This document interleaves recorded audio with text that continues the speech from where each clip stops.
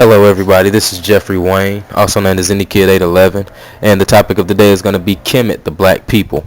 And what I want to first start off is the origin of the term Egypt, and how when the Greeks first stepped on this land, they did not call it Egypt but Hecapata. It wasn't later until the Romans came in that it was Latinized by the term Egyptus, and also by what we call it today, Egypt.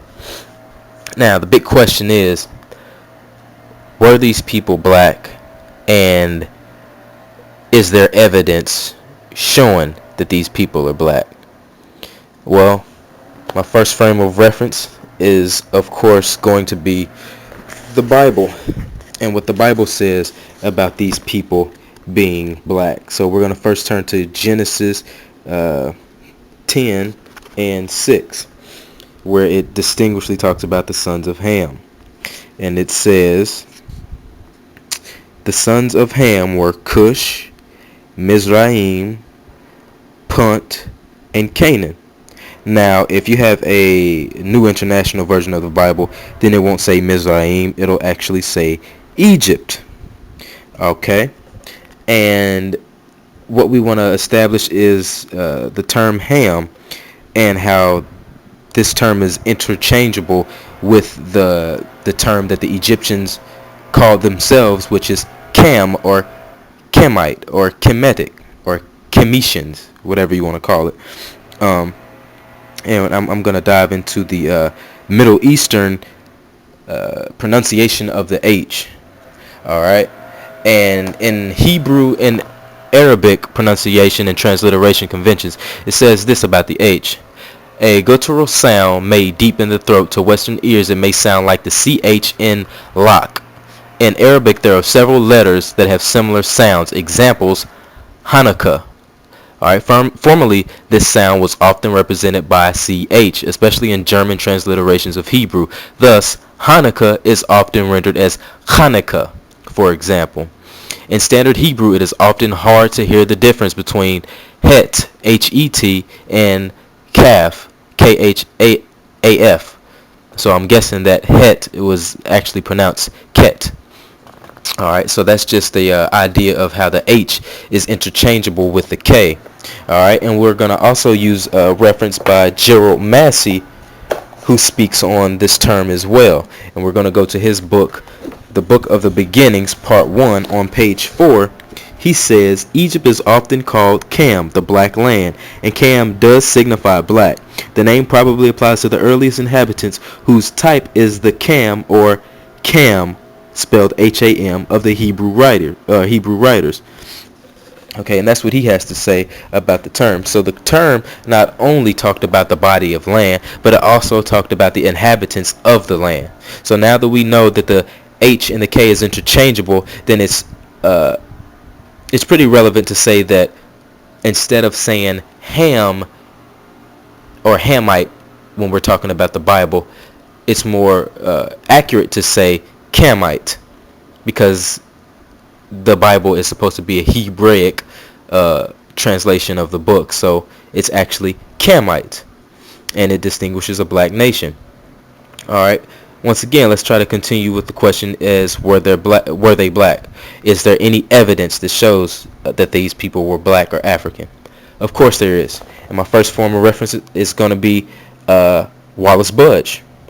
Alright, and one of his quotes says, the prehistoric native of Egypt, both in the Old and New Stone Age, was African, and there is every reason for saying that the earliest settlers came from the South.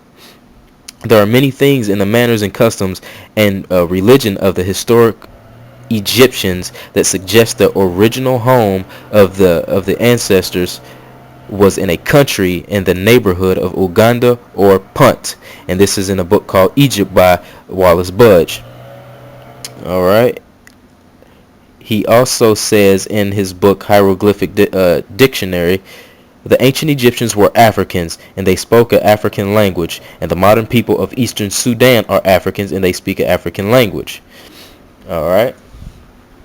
And another book that I'm going to use here is going to be Black Genesis, The Prehistoric Origins of Ancient Egypt. by a guy named Robert Bouval, who is a so-called white Egyptian. And on page 178, it says this: Egypt is in Africa. Egyptians are Africans. And there is now overwhelming evidence that ancient Egyptians have a black African origin. On the following page 179, at the bottom of the page, it says, if in some sense, therefore, there is a subliminal struggle going on among the various currently powerful ethno-nationalist and sub-nationalist groups in Egypt today regarding claims of the origin of the civilization that built the pyramids, then it seems that the emerging answer should serve not to inflame but to diffuse the situation, because the answer is that the origins stem not from any of these groups but from black Africans. Okay, so now I'm going to go to another reference, and this book is called History of Ethiopia, Volume 1, Preface. It's also by Wallace Budge, and he says, it seems certain that classical historians and geographers called the whole region from India to Egypt, both countries inclusive, by the name of Ethiopia. And in consequence, they regarded all the dark-skinned and black peoples who inhabited as Ethiopians. Mention is made of Eastern and Western Ethiopians, and it is probable that the Easterners were Asiatics and the Westerners Africans. Budge also notes Homer and Herodotus call all the peoples of Sudan, Egypt, Arabia, Palestine, and West Asia, along with India, Ethiopians. And this is on the Ibid page 2. So as we can see, we have many accounts of ancient and modern writers speaking on the so-called ethnic background of the ancient Egyptians, or Khemites, as they prefer to call themselves. We even have proof that Aristotle himself had made a comment about the Egyptians and Ethiopians. He says, those who are too black are cowards, like, for instance, the Egyptians and Ethiopians, but those who are excessively white are also cowards, as we can see from the example of women. The complexion of courage is between the two. Now, I have no idea what he was making reference to, but that was what he spoke about the Egyptians and Ethiopians. So it's evident that they did not call, or the Greeks did not call, the Egyptians Egyptians, but the land Egypt, and called the people Ethiopian. Ethiopian, if you understand or know a little bit about the Greek language, you know that atheo, meaning black or burnt, is what that is, defined as, the atheo part of the word, and op meaning face. So Ethiop literally means the black-faced people, or the black-faced ones. Okay, so it was a term to distinguish the look of a particular group of people. All right. And another thing I want to touch down on is I'm not sure if anybody has even heard of this case, but I'm going to call it a case of anti-Kemetism. All right. And this is about an Egyptian immigrant who fights for black classification. This was a case that took place July 16th, 1997 in Detroit CNN. And this is something that you can look up on the internet as well. And it says as follows. An Egyptian immigrant is suing the U.S. government because they've told him he's white when his entire life he's been black. Mustafa Hefni was born in Egypt and has always been proud of his Egyptian culture and his African ancestry. But when Hefni immigrated to America, the U.S. government told him he was no longer a black man. And I quote him, he says, I was not told by immigration that I was white until I passed the exam for citizenship, and then I was told I am now white, he explains. Hefni initially laughed when told of his new racial classification, but he's no longer chuckling. He recently filed suit against the United States government to get his race classification changed back from white to black.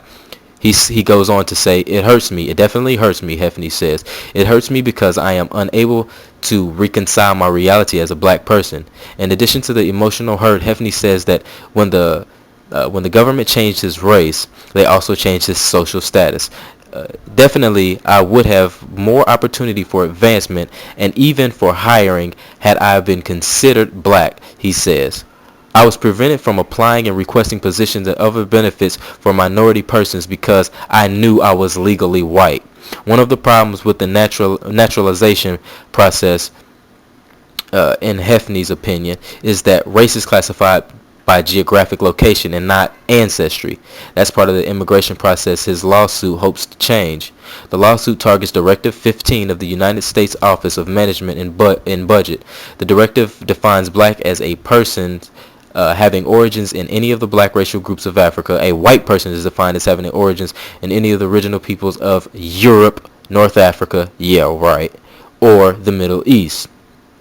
All right, so this is one account of anti-Kemetism. That's what I'm going to call it, because a lot of black people have been denied, or the original black people of the land have been denied, that Egypt is even Africa. The people don't even acknowledge that. All right, and I'm going to go to a quote by Basil Davidson, and he goes to say that the ancient Egyptians were black, again in any variant you may prefer, or as I myself think it is more useful to say were African, is a belief which has been denied in Europe since about 1830, not before.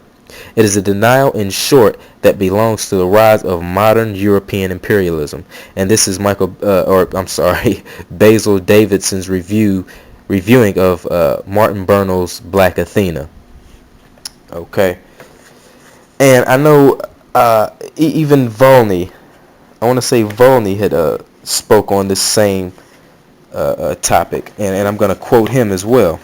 Volney had said, "What a subject for mediation is the present-day barbarity and ignorance of the Copts, who were considered born of the alliance of the deep genius of the Egyptians and the brilliance of the Greeks, that this race of blacks who nowadays are slaves and the object of our scorn is the very one to which we owe our arts, our science, and even the use of spoken word. And finally recollect that it is in the midst of the peoples claiming to be the greatest friends of liberty and humanity that the most barbarous of enslavement has been sanctioned, and the question raised whether black men have brains of the same quality as those of white men."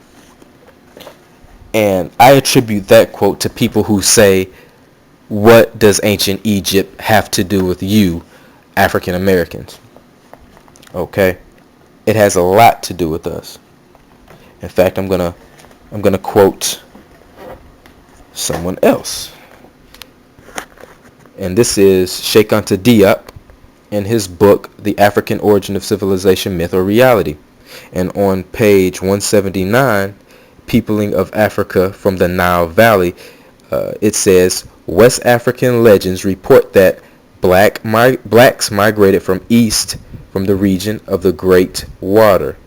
All right, and then it goes on further to say, we can legitimately assume that the Great Water is known other than the Nile. No matter where we collect legends on the genesis of black African people, those who still remember their origins say they came from the east and that their forebears found pygmies in the country. Dogon and Yoruba legends report that they came from the east, while those of Fang, who as recently as the 19th century have not yet reached the Atlantic coast, indicate the northeast. Bakuba legends list the north as their provenance. For peoples living in the south of the Nile, traditions suggest that they came from the north. This is true of the Batutsi of Rwanda and Urundi. Alright, when the first sailors to reach South Africa disembarked at the Cape several centuries ago, the Zulu, after a north-south migration, had not yet reached the tip of the Cape. So for people who say, what does Egypt have to do with you, African Americans, it is evident that a lot of the West Africans migrated from the east, as we know from the migratory patterns of the very ancient Africans who populated the world. And what's funny about this is we will admit to the first people being African and migrating and populating the world, but somehow they just didn't make it to the northern or northeastern corner of Africa, which was Egypt. No, they couldn't have done that. A group of white people uh, who survived the glacier age came down and civilized and built pyramids and did all of this magnificent stuff that they didn't do in their homeland. So yeah, I'm gonna call that as an account of anti-Kemetism. Since people say anti-Semitism, I figure we'll give ourselves our own name. All right, now a big question is, why must Egypt be white? The reason Egypt must be white is because of the background of what people want to believe as Christ. So when slavery came about, as Volney had said, slavery came about. You cannot enslave a people with the original image of the Christ, because the original image of the Christ, as we know, Heru and Aset, was African. That was the prototype of the Madonna and the child. So this is why Egypt has to be white, because if Egypt is white, then Jesus is white. But if Egypt is black, then Jesus is black. But you know, Africa is the homeland of Judaism, Islam, and Christianity. So once you know that, that pretty much debunks and deciphers all of the BS given on the other side. But I want to go ahead and close this. And in closing, I want to say it's funny how today when we look around, everybody loves the way that black people rock their hair in braids and the locks, and they love our style. They love how we dress. Even women of other backgrounds love us, or love the men. Yet these still hate black people, which is really weird to me. So they like our music, they like our culture, they like our style, yet they hate black people. And even when it comes to Egypt, they love the culture, they love the knowledge and the mysteries of Egypt, but they hate black people. And I'm going to make another video about this pretty soon, but I just wanted to pinpoint some things. And just check out some of the pictures that I have posted on here. The reason I didn't use the pictures on the walls in temples of Egypt was because, you know, a lot of people like to say, oh, these were reddish brown people. But I have over 500 images of these people, and I don't see any reddish brown. But I focused more on the wood figurines because we know that wood is a very light color when you begin to carve it. So I think it's more accurate to pay attention to the wood models, where they have to actually paint the hair the color that the hair is, and make the hair a certain look that the actual hair looked. So I think the wood models are more accurate in color and in how they actually looked. So I'm going to go ahead and close with that. This has been Indie Kid 811. You guys tell me what you think about the topic.